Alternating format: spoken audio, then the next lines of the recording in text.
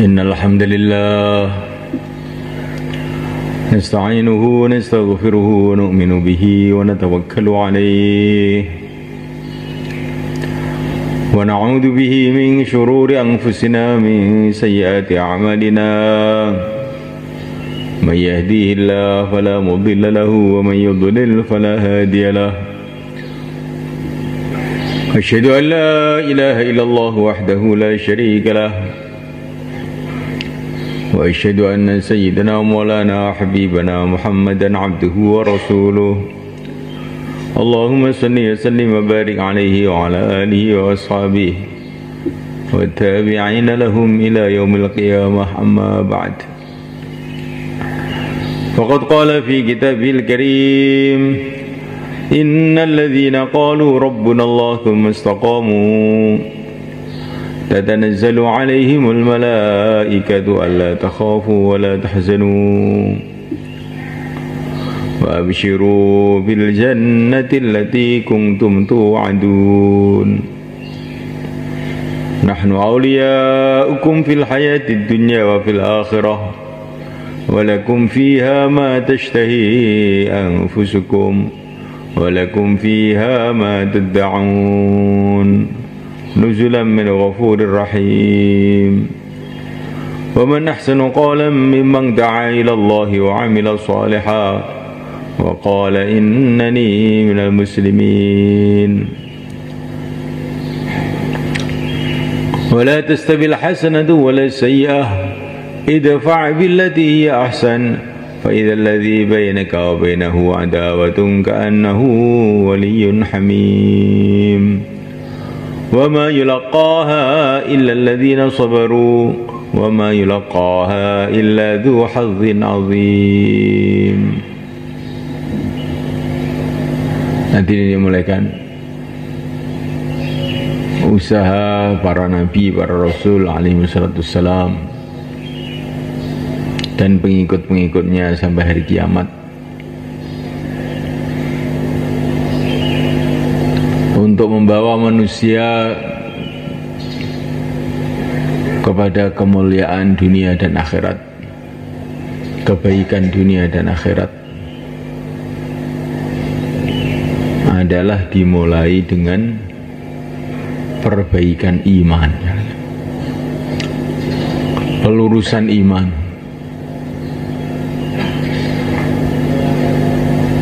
Dan pelurusan iman ini dimulai dengan dakwah iman.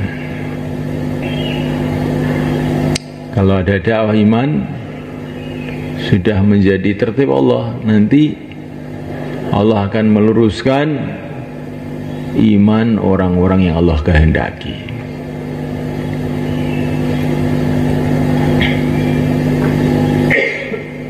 Maka buatlah suasana dakwah iman ini di mana saja kita berada,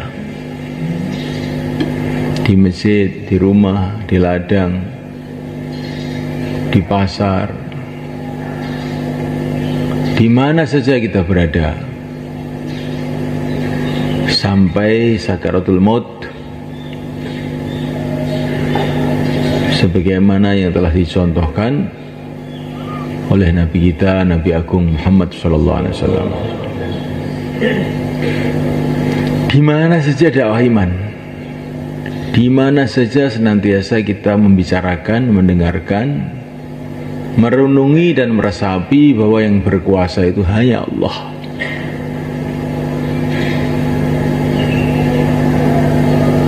Makhluk tidak berkuasa apa saja, hanya Allah yang berkuasa. Makhluk itu tidak ada, hanya diadakan oleh Allah. Di mana saja senantiasa kita bicarakan, kita dengarkan, kita renungi, kita resapi dalam hati bahwasanya Allah itu senantiasa melihat kita, mendengar kita, bersama kita. Allah yang maha bijaksana, Allah yang maha kasih sayang kepada orang-orang yang beriman.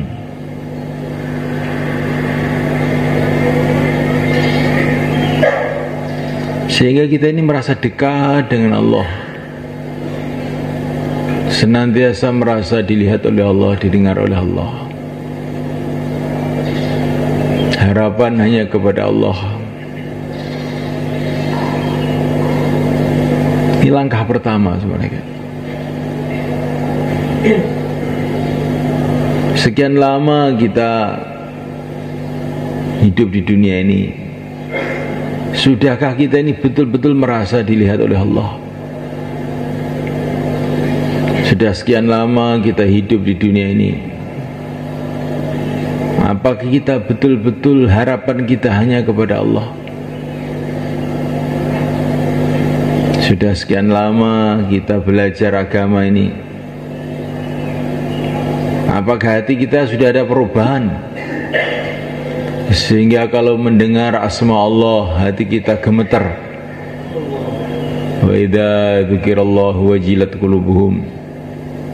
Bila disebut asma Allah, orang-orang yang memang hatinya itu punya hakikat iman, hatinya akan gemetar. Sudah sekian lama kita hidup di dunia ini, apakah kita ini sudah pernah bersungguh-sungguh berhubungan kepada Allah?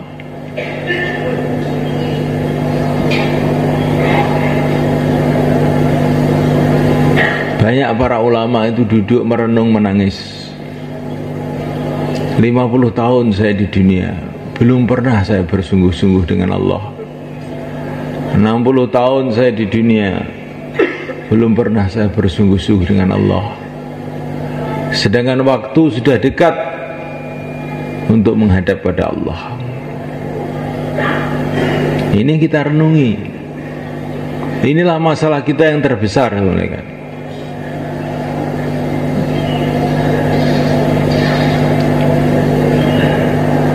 Memang kita sudah beramal, tetapi apakah kita sudah bersungguh-sungguh dalam amal?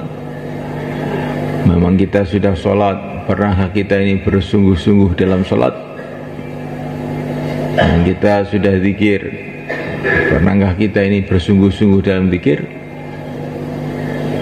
Allah tidak menyuruh kita beribadah saja, tapi menyuruh kita ini bersungguh-sungguh dalam ibadah, jungkung ibadah, konsentrasi ibadah, wa tabattal ilaihi tabdila. Wahai Muhammad, konsentrasilah ibadah, jungkung ibadah dengan sesungguh-sungguhnya. Allah SWT tidak menyuruh kita hanya dakwah, tapi menyuruh kita bersungguh-sungguh dalam dakwah. Wajahidu fillahi haqqa jihadih, berjuanglah di jalan Allah dengan sebenar-benarnya berjuang. Wastabakum, karena Allah telah memilih kamu semua. Allah telah memilih kamu menjadi umatnya Rasulullah SAW. Kamu harus bersungguh-sungguh.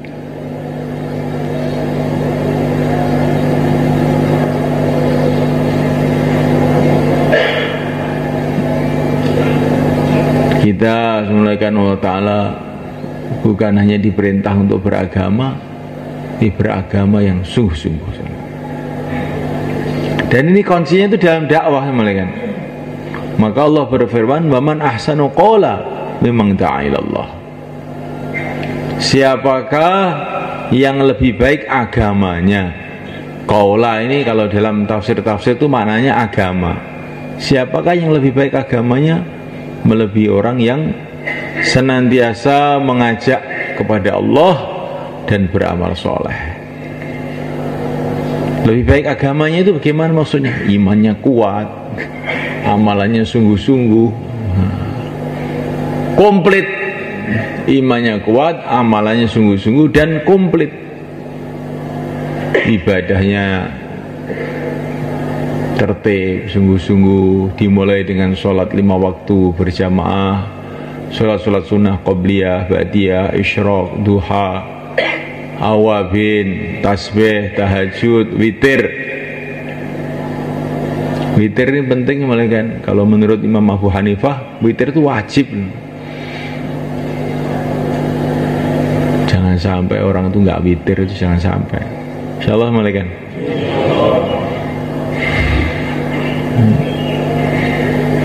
Jadi ibadah kita ini harus kita opini betul. Sejarahnya orang-orang dakwah yang makbul ibadahnya juga kuat. Siapakah mereka? Para sahabat diceritakan dalam Quran. Mereka malam sedikit tidur, maka ibadah kita harus kita kuatkan. Tunaikan hak dakwah juga tunaikan hak ibadah.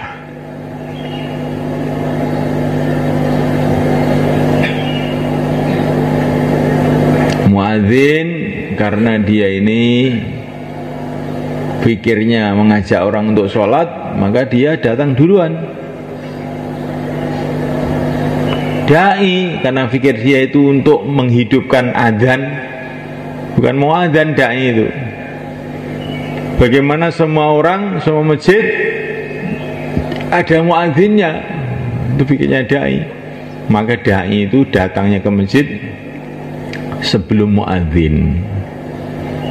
Kalau muadzin datangnya sebelum orang sholat, kalau dai datangnya sebelum muadzin. Insyaallah mulai kan? Karena Allah, bukan karena apa-apa. Bukan supaya dikatakan ini orang yang sungguh-sungguh dalam agama, bukan. Perkataan orang itu gunanya apa atau semua kan? Kalau semua orang seluruh dunia memuji kita, menganggap kita ini orang baik, tetapi akhirnya nanti di akhirat kita tidak dinilai baik oleh Allah, apa gunanya? Nggak ada gunanya.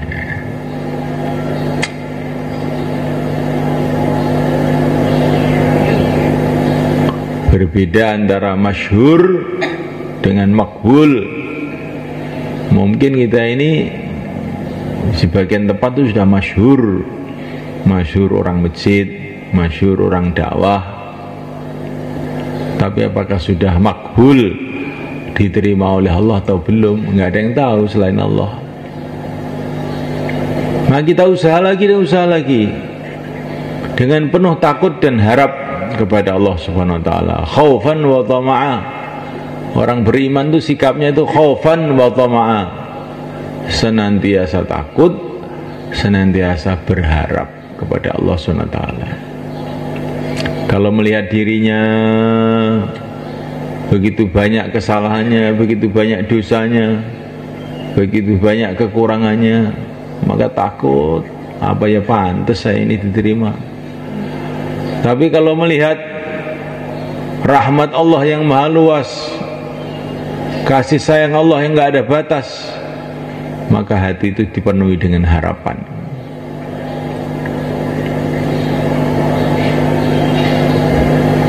Walaupun kita ini bagaimanapun juga, tapi terus berharap kepada Allah SWT. Jadi semulaikan memahsanu qala, tidak ada yang lebih baik agamanya melebihi orang yang senantiasa dakwah. Di dakwah itu kayak biji mangga, kan? Biji mangga, pelok.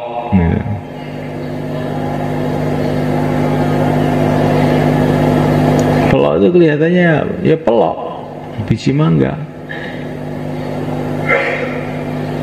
Tapi nanti kalau ditanam dan dipelihara, keluarlah akar-akar, keluarlah pohon, keluarlah daun,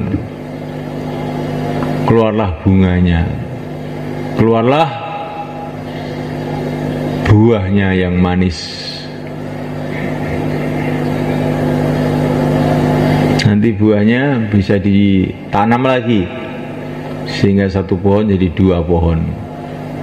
Tanam lagi 3 pohon, 4 pohon, 5 pohon, 1000 pohon. Akhirnya bisa untuk haji, bisa untuk beli rumah, bisa untuk bangun masjid.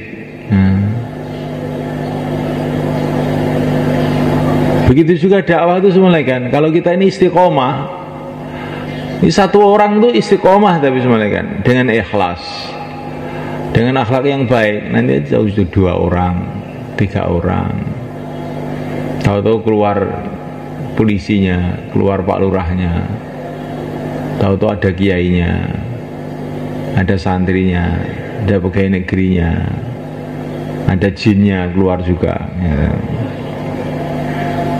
Banyak karun-karun jin itu malah kan, walaupun kita nggak bisa melihat itu. Masa itu? Iya, itu sudah diceritakan dalam Quran. Saya bukan bisa melihat jin.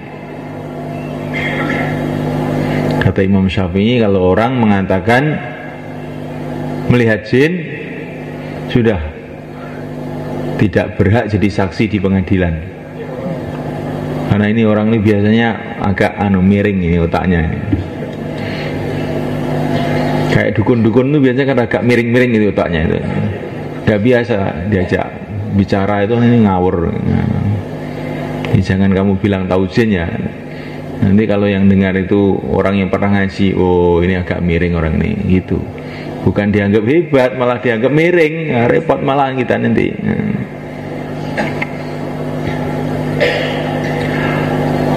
Jadi semulaikan Allah SWT. Dakwah itu seperti itu. Kalau kita istiqomah semulaikan, maka keluar macam-macam makhluk. Datang macam-macam makhluk.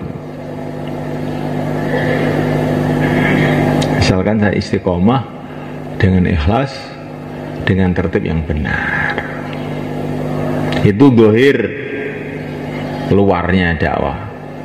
Batinnya juga begitu. Kalau dakwah itu istiqomah, nanti tahu-tahu sholatnya itu tambah khusyuk, zikirnya tambah baik, akhlaknya tambah baik. Kalau setelah dakwah punya utang nggak mau nyaur, oh dakwahnya nggak istiqomah, ini jelas ini. Kalau dakwah itu istiqomah, zahir batin, akhlaknya mesti baik, muamalahnya juga mesti baik, nggak mau ngelep hartanya orang itu. Jadikan takmir masjid malah uangnya masjid dilep. Itu bahaya loh semalekan. Uang istimai, uang masyarakat itu lebih berbahaya daripada uang infirodi. Jadi kita nyolong uang masjid itu atau utang nggak dikembalikan, utang pun sudah nggak, sebenarnya nggak boleh uang masjid itu utang, apalagi nggak dikembalikan, tambah itu lebih berbahaya daripada kita ini nyolong uangnya seseorang. Karena nanti di akhirat kalau kita nyolong uangnya satu orang, yang nuntut satu orang. Tapi kalau kita nyolong uang masjid, mengurangi hak masjid, nanti yang nuntut ribuan orang. Apa nggak bingung kita nanti?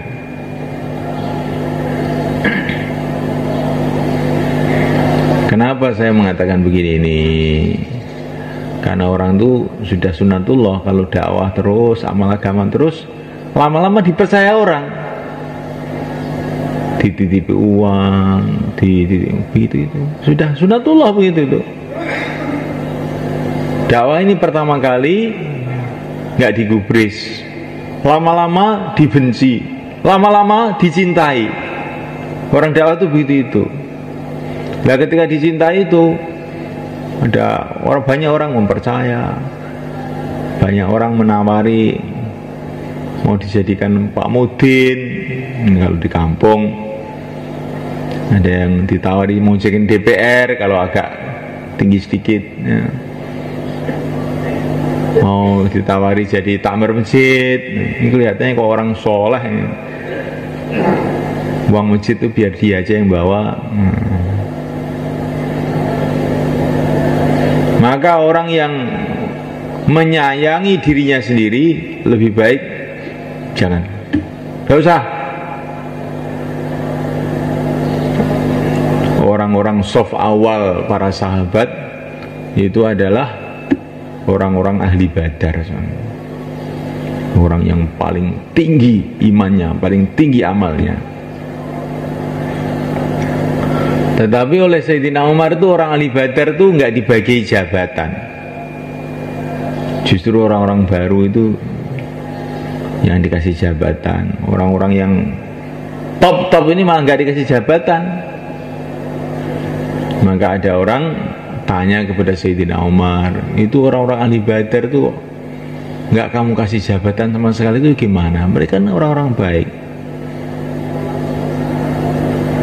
Maka Nabi mengatakan maka Sayyidina Umar mengatakan justru mereka itu orang-orang baik, maka saya jauhkan dari jabatan itu. Saya khawatir mereka nanti dikotori dengan dunia. Wong dakwah ki aja gelem nggo dhuwit wong. Nek nggo dhuwit dhewe, aja gelem nggo dhuwit wong. Insyaallah Bang nggih. Niki penting niki.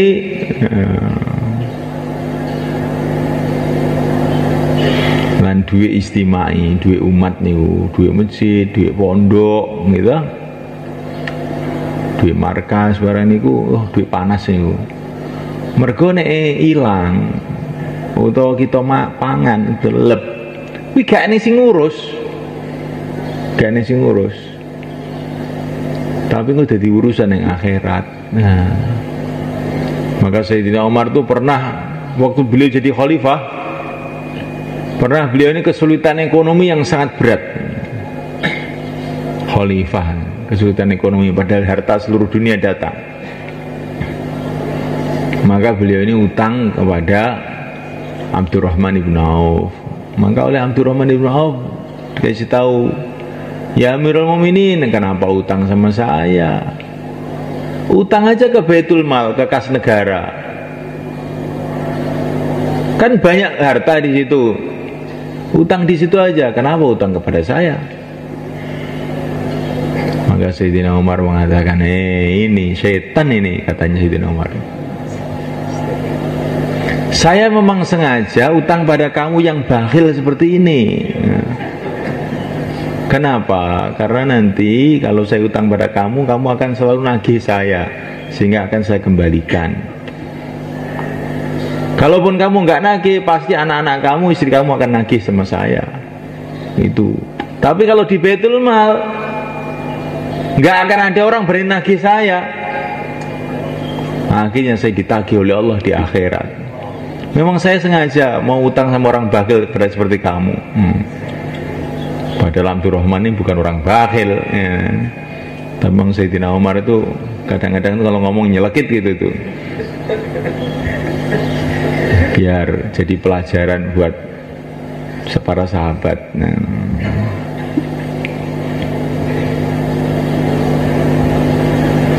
Jadi saya melihat Allah SWT, karena kita ini dalam dakwah ini kita akan menghadapi macam-macam ujian. Ujian pertama ya kita suruh keluar hidupkan amal makomi, tapi ujian kedua ini kadang-kadang kita diuji oleh Allah kesulitan ekonomi. Padahal Allah itu kuasa untuk memudahkan rezeki kita, itu Allah kuasa. Kenapa Allah menyulitkan rezeki kita? Karena Allah ingin menguji kita. Nah, kita tabah. Jangan karena kesulitan ekonomi kita jadi nipu, kita jadi mengurangi hak orang. Abah, sabar.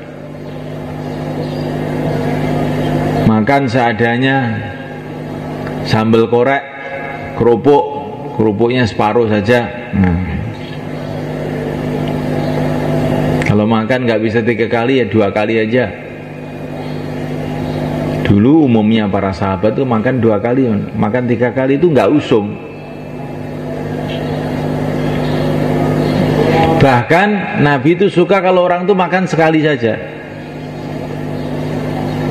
Sekarang itu yang paling miskin pun 3 kali. Yang katanya utangnya banyak, kesulitan, hidupnya pas-pasan, itu makannya 3 kali, dan itu sak piring semunjung gitu. Tandanya apa? Tandanya bayan subuh ngantuk, itu tandanya. Ada sahabat, ada seorang istrinya Nabi itu makan 2 kali sehari makan, maka ditegur oleh Nabi. Kamu nggak ada kerjaan selain makan, katanya Nabi. Makan 2 kali itu loh sudah ditegur sama Nabi. Nggak punya pekerjaan apa? Makan aja.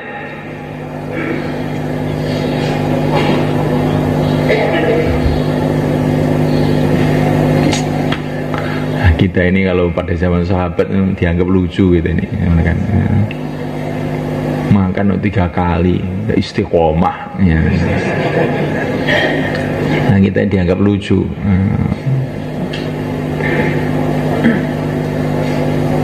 Gak punya pekerjaan selain makan. Sudah makannya banyak, masih mengeluh lagi, katanya hidupnya pas-pasan. Mestinya sudah berlebih-lebihan, tapi karena kita ini rakus, perasaan kita ini kurang aja. Kalau kita ini ingin kehidupan yang baik, ikutilah kehidupan orang-orang dulu itu. Jadilah kamu orang yang nerima apa adanya. Takun aghnan nas, kamu menjadi orang yang paling kaya. Orang kaya itu apa toh? Orang kaya itu yang orang merasa sudah cukup itu kaya. Kalau masih merasa kurang itu belum kaya. Maka ada orang mau kasih hadiah kepada Syekh Junaid Al-Baghdadi. Maka Syekh Junaid bilang, kamu orang kaya apa orang miskin? Orang kaya. Oh iya, kalau kamu orang kaya saya mau menerima, tapi kalau kamu orang miskin saya nggak menerima. Sekarang saya tanya, kamu masih ingin tambahan uang atau tidak? Masih. Oh, kamu itu orang miskin berarti. Lah kalau saya itu sudah tidak ingin tambahan, no. Masa orang miskin kasih orang kaya? Nggak usah, kamu pakai sendiri aja.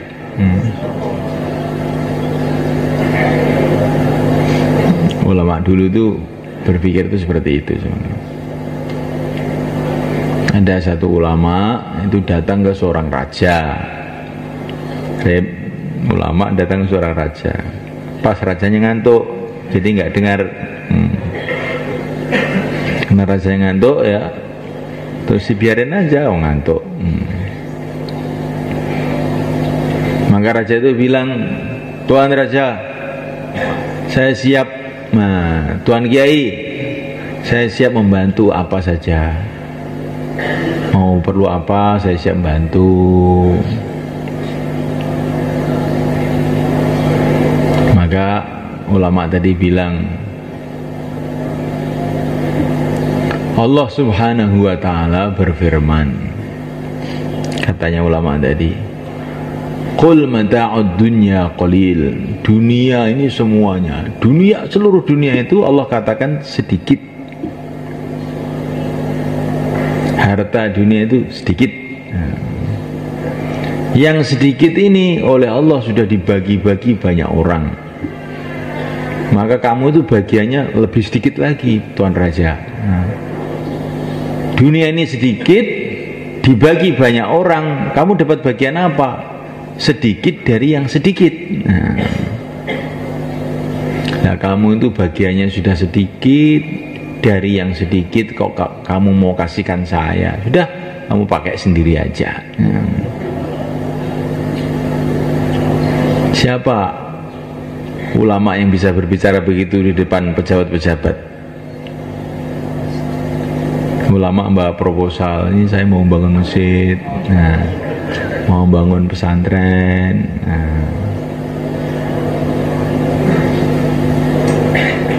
Akhirnya orang-orang dunia itu salah paham. Oh, ternyata orang agama itu perlu sama saya. Agama itu nggak bisa menyelesaikan masalah kalau nggak dibantu. oleh saya nggak jalan.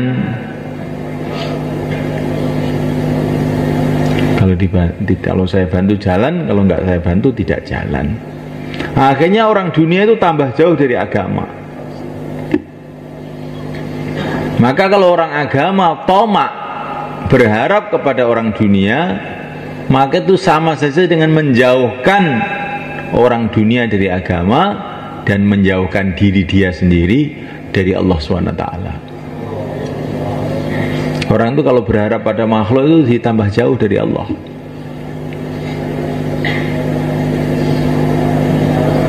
Maka janganlah kita ini tomak berharap kepada bantuan orang dunia. Kalau minta, mintalah kepada Allah, mohonlah kepada Allah, nangis kepada Allah. Man lazimal istighfar ja'alallahu lahu min kulli hammin faraja. Barang siapa yang terus-terusan istighfar, Allah akan menghilangkan kesusahannya. Barang siapa membaca surat Waqiah, maka Allah akan hilangkan rasa kefakirannya itu.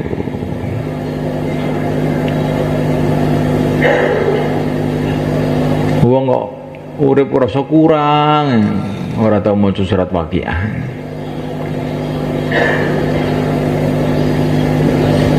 Baca insyaallah ya, malam insyaallah ya. Ini ekonomi kita ini. Ekonominya ekonomi ghaib. Supaya hati itu tidak tomak kepada makhluk, tidak tomak ke sana, tidak tomak ke sini, tidak berharap ke sana, tidak berharap ke sini. Rizki kita ini sudah ditulis oleh Allah. Untuk apa tomak? Untuk apa kita ini minta tambahan? Rizki sudah ditulis oleh Allah. Tapi masalah kita ini bukan masalah itu sebetulnya. Ini loh masalah hati.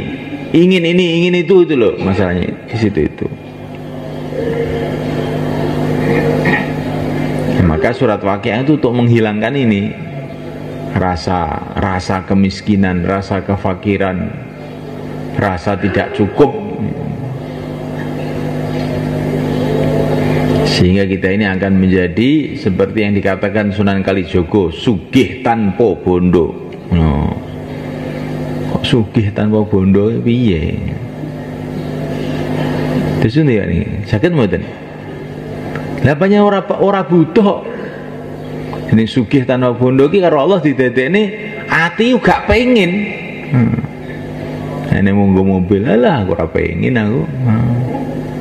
Ini wong mangan sate aku gak pengen, aku seneng tewel aku.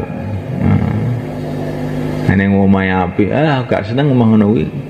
Aku seneng omah pring anyep. Sini sugih tanpa bondo.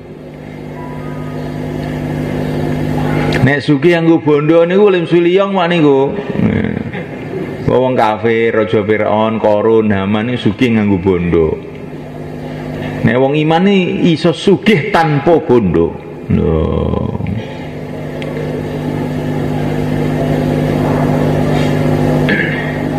Ora ndek bondo tapi ngrasa cukup ae. Di bondo ya apa-apa, gak di bondo ya orang ngerasa kurang. Nanya apa? Omahe gubuk kan ning swarga ya wis di omah lho. Nyapa to bingung kan. Walaupun nang donya ora duwe jabatan, sedhi lungkot sedhi raja ning swarga. Nyapa kowe ingah-ingih. Wong iman ngoten niku. Akhirnya hati ini tenang. Nek sampean mboten purun tenang, wah aku kudu duwe ini. Kowe tiwas sengsara atimu lan rizkimu ora bakal tambah. Rizkimu ditulis oleh Allah, gak bakal tambah. Tibah kowe nelongso, ngenes. Nanti ngenes wae. Tapi nek wong duwe keyakinan rezeki ditulis karo Allah. Omahku swarga. Dudu nang kene iki. urip sak eneng-eneng ini wis ayem mawon, tenang mawon. Baturmu bodoh tuku mobil kowe kok gledekan loro itu Kang, malah penak ngene iki. Iso mlebu tekan ndi-ndi. Lah baturmu wis gledekan loro kok kowe mancal, ya malah sehat. Kancamu udah mancal kok melaku, ya iki si paling apik ya melaku iki, olahraga terus. Jadi wong niku urip niku diguyu mawon, mboten usah susah, mboten usah susah. Tapi nek amalan kurang kuwi lho susah. Nek duit kurang gak apa-apa. Wong niku urip kaya Kanjeng Nabi ngono lho, Pak. Mantuk teng dalem, tangga teng istrine, ning sarapan kudu nonton. Ya tak poso nek no. Nah, penak ta. Penak mawon mboten usah repot-repot. Kanjeng Nabi badhe dahar. Enten dalem mboten enten lawuh blas. Lawuhe namung cokak sing kuwecut niku. Oh, cokak apik, ni'mal idam. Cokak iki sak apik-apike lawuh dawuh Kanjeng Nabi. Lang kuwecut kaya ono sak apik-apike lawuh. Nah, nggih. Wong nek wis karo Allah diparingi ridho, wis lawuh apa enak. Tapi nek diparingi gak nrimo, wis to. Gak ono sate ya, kotot ngene. Kayak sate jarine kotot, kayak tewel. Wis. Pokoke ngomel akhire niku walhasil niku ngomel terus.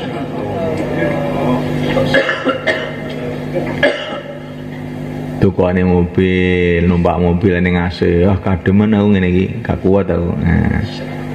Nek ra ning AC kok sumuk men ya.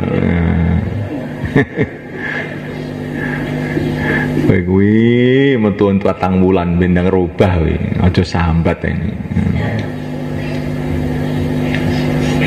Insyaallah Bang nggih. Nah niku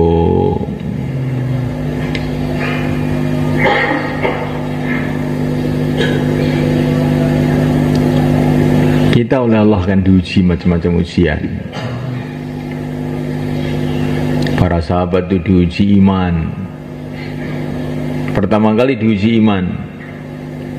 Teror dari segala arah, ancaman segala arah. Mereka senantiasa tawajuh kepada Allah. Hasbunallah. Akhirnya lulus. Sehingga teror-teror itu selesai satu persatu. Diuji ekonomi sampai kelaparan, nggak makan. 3 hari kadang nggak makan. Mereka lulus. Tidak goncang, istiqomah. Nah, selesai ujian, Allah datangkan rezeki yang mudah dari segala arah. Wa wajadaka 'ailan fa'aghna. Kamu dulu kesulitan, sekarang saya mudahkan itu. Diuji dengan masyarakat, orang menjauh. Para sahabat istiqomah. Akhirnya orang-orang yang menjauh tahu-tahu mendekat, mencintai semuanya. Makanya kuncinya itu sabar. Insyaallah malaikat. Allah akan menolong orang-orang yang sabar. Sabar itu pahit. Tapi semulaikan kalau kita sabar, tabah. Sabar itu bagaimana?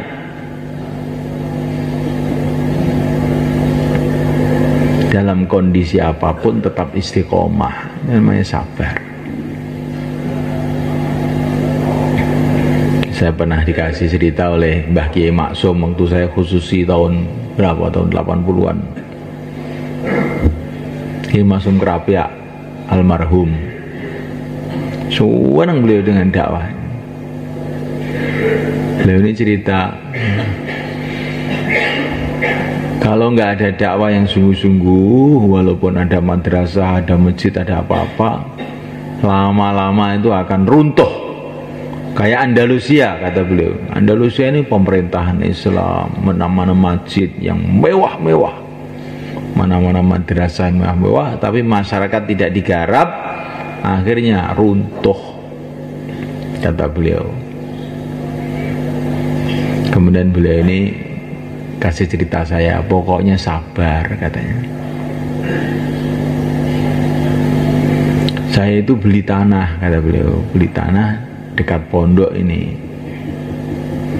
Tahun 80-an harganya itu 20 juta loh, nggak salah tuh. 20 juta itu kalau sekarang tuh mahal itu. Zaman dulu 20 juta. Tapi saya ini belum bisa bayar. Tahu tuh datang LB Murdani. LB Murdani itu jenderal sing kurang ajar itu.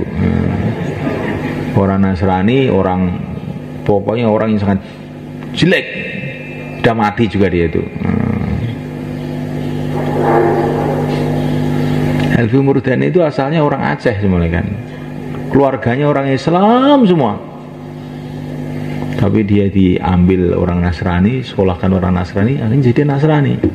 Bukan hanya Nasrani saja, musuh agama di mana-mana. Dia datang ke Kiai Ali itu.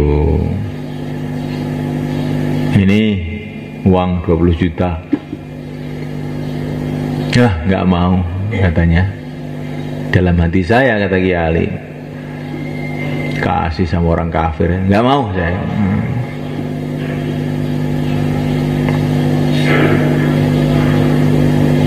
Loh, kiai mana-mana saya kasih mau loh kiai. Kok kenapa Pak Kiai nggak mau? Oh, itu kan kiai besar, katanya beliau. Imannya sudah kuat. Kalau saya imannya belum kuat, nggak mau, katanya.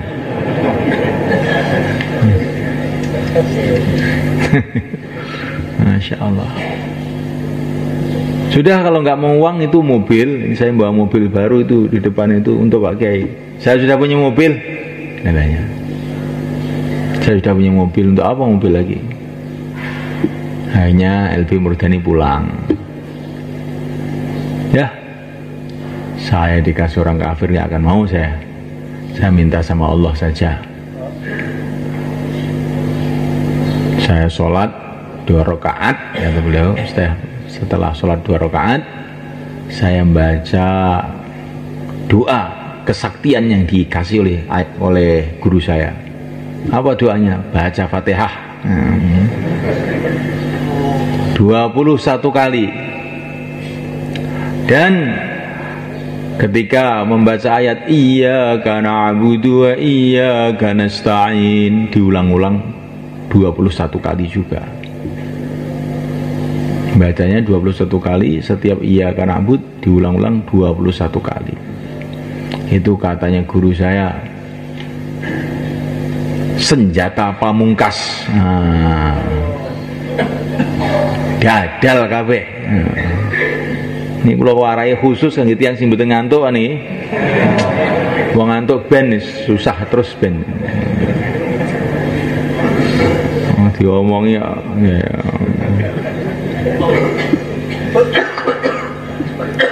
Katanya Ali ini baca beberapa hari begitu, sholat 2 rakaat, baca surat Fatihah 21 kali, iyyaka na'budu 21 kali, tiap satu baca. Tiba-tiba beberapa hari kemudian ada pengusaha orang Yogyakarta sana, pengusaha muslim yang orangnya orang baik, sudah meninggal juga ini orangnya ini, namanya Mujib Thohir, sudah meninggal juga. Maka habis sholat itu datang, Yai katanya mau beli tanah Yai. Iya. Sudah dibayar belum? Belum. Ini saya nyumbang sedikit Yai. Iya. Taruh situ katanya.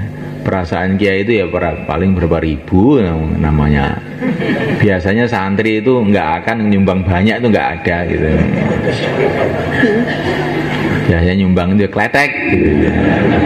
Santri. Tapi ikhlas. Nah.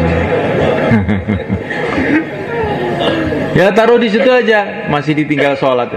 Taruh situ aja. Taruh di mana? Taruh di meja situ loh. Saya masih sholat ini. Nah. Ternyata yang ditaruh itu bukan amplop, yang taruh itu koper. Maka kiai habis sholat kok mujab ini kok ninggal koper ini. Dibuka pas 20 juta untuk beli tanah. Terus cerita kiai loh, tadi nggak usah terus kamu nanti saya baca itu 20 juta. Allah akan menolong tuh, caranya tuh banyak. Allah menolong itu, Allah tuh menolong caranya banyak. Itu tahun 80 saya khususi ke sana, Pak Kiai itu bilang, pokoknya sabar mawon Gus, jadi ini. Pondok mengira ditulung oleh Gusti Allah. Nah, sabar sing kadang-kadang nafsu gitu niku mboten ngoten niku. Wah, ini mumpung ning wong wae walaupun untuk haram-haram sithik gak apa-apa. Ngoten niku. Nafsu kita kadang ngoten niku. Engko tak tolak nang terus gane sing wae. Waduh. Tambah repot rugi ya. Nah, niki setan niki gitu. Rizkimu ditulis. Nek kowe iki sabar, engko sing teko iki halal. Tapi nek kowe gak sabar, sing teko mungkin kadang halal, kadang haram, kadang syubhat.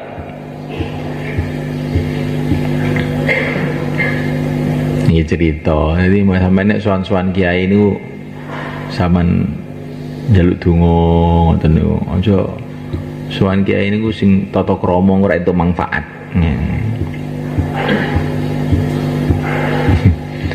Beberapa tahun yang lalu saya khususi ke satu kiai di Kediri sana. Di pintunya itu ditulis okeh wirid, okeh duit. Loh. Saya tuh heran, itu kiai ini gimana sih kok ini? Maka saya tanya, ini tulisannya kok begini, gimana tuh kiai? Saya itu nggak punya duit, nggak punya apa-apa. Istri saya itu loh dulunya itu pegawai gudang garam. Sudah, saya ini orang yang melaratnya itu setengah mati. Tapi saya tiap hari baca selawat. Tiap hari itu 10.000 saya. Allahumma sholli wa sallim ala sayyidina Muhammad. Sekarang saya bisa bangun masjid, bisa bangun pondok, bisa apa-apa, bisa haji. Nah, karena terkesan dengan selawat ini, maka saya tulis banyak wirid, banyak duit, saya bilang gitu. Tapi setelah saya tulis begini, ini banyak santri saya yang tanya, saya sudah banyak wirid, kok duitnya nggak datang ya? Nah, sudah berapa hari kamu wirid? Sudah 1 tahun kurang, 10 tahun katanya. Kata Kiai itu banyak orang-orang nyolong kayu itu bilang sama saya, doakan Kiai, saya mau nyolong kayu. Nanti kalau selamat sebagian untuk masjid Kiai ya. Tapi ini rahasia, ini ada polisi enggak ini enggak?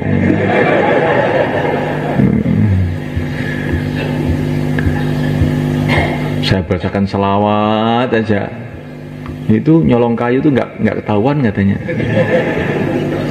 Masya Allah. Lah ini kalau jamaah keluar itu dibacakan oleh Pak Kiai itu selawat begitu itu selamat semua, itu banyak taskilan nanti saya bilang gitu.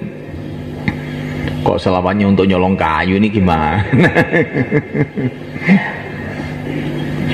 La haula wala quwwata illa billah. Ya. Tapi ringkasnya itu di sini ini pelajaran. Orang itu kalau memang ingin berhubungan kepada Allah sungguh-sungguh, Allah itu kasih pengalaman. Tapi selagi orang itu pikirannya itu menghubungkan dengan makhluk saja, ya nanti nggak pernah punya pengalaman hubungan kepada Allah.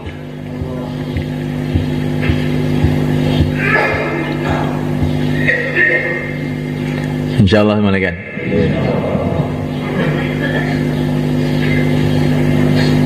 Cuma kita ini sabar malaikat.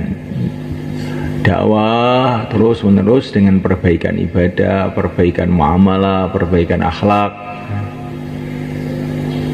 Kita juga memperbaiki keilmuan kita juga. Kuncinya di taklim. Nah, itu taklim itu kalau kita baca, sungguh kita renungi itu banyak ilmu-ilmu agama yang ada di situ. Tapi sudah dirangkum oleh Syekh Zakaria ini sehingga mudah dipahami orang umum. Dibaca sungguh-sungguh. Kalau ada masalah apapun, nah, tanya sama ulama-ulama. Ini halal apa haram? Saya itu dagang begini ini halal apa haram? Riba atau bukan? Saya kawin seperti ini nih bener apa tidak? Nah, saya bertani seperti ini pupuknya utang bank itu ya bener atau tidak? Kita harus rujuk semuanya kan. Sebagaimana kalau kita sakit itu rujuk, pergi ke dokter, obatnya apa? Begitu juga kita ini dalam kehidupan kita ini harus dekat dengan para ulama untuk supaya tahu ini halal apa haram, boleh atau tidak. Nah, harus semuanya kan.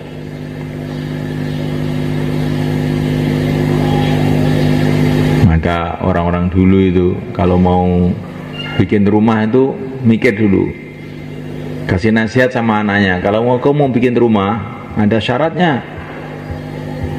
Pertama kali cari kampung yang di situ ada ulama. Karena kalau kamu tidak dekat dengan ulama bahaya. Nanti kalau kamu nggak bisa tanya halal haram gimana? Kamu hidupnya jadi haram terus. Kedua kali cari kampung yang dekat dokter supaya kalau kamu sakit mudah cari obat. Yang ketiga kali cari kampung yang mudah air. Karena kalau kampung itu susah air itu repot. Nomor tiga, cari kampung yang dekat pasar. Kalau belanja mudah, nggak habis umur kamu untuk belanja. Tapi itu orang-orang dulu tuh yang pertama itu. Kalau orang dakwah ditambah ke 5. Yang kelima, kampung yang sekitaran situ sudah ada orang-orang yang amal agama. Jadi kamu punya teman amal agama. Maka jangan beli apa itu rumah di Perumnas, itu biasanya demit tok itu. Tetangganya nggak ada yang kenal, nggak ada sholat, nggak ada apa. Biasanya loh ini tidak, bukan semua lah, biasanya.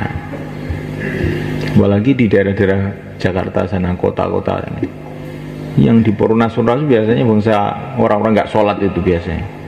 Nah itu kalau kita nggak kuat. Jadi kalau di India, di Bombay itu lihat itu ajib itu bagus, cuma kita tiru. Kalau orang-orang dakwah itu beli rumah di Perumnas itu bareng-bareng 10 orang itu, sehingga langsung bisa hidupkan makomi di situ.